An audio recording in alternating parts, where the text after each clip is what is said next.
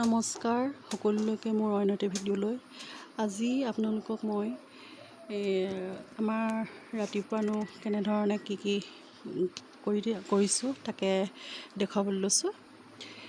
এতিয়া দেউতাই গৰু দানা বনাবৰ কাৰণে কলগছ মিহিকৈ কাটি আছে দানা সিজাবৰ কাৰণে, লগত তুঁহ দিব। আৰু এতিয়া জুই ধৰিবলৈ লৈছে, বাহিৰতে জুই কুৰা আছে দানা বনোৱা। এতিয়া জুই ধৰি ধুনীয়াকৈ সিজাব।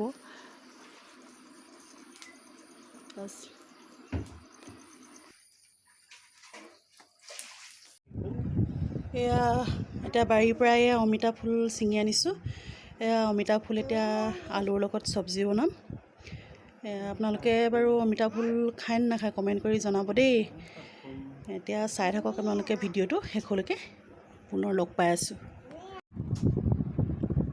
এইমাত্ৰ ভাত পানীকেইটা পাতি থৈ আহিছোঁ। ভাত আজি চিম্পুলকৈ ৰান্ধিছোঁ, মগু দাইল ঔটেঙা দি ৰান্ধিছোঁ।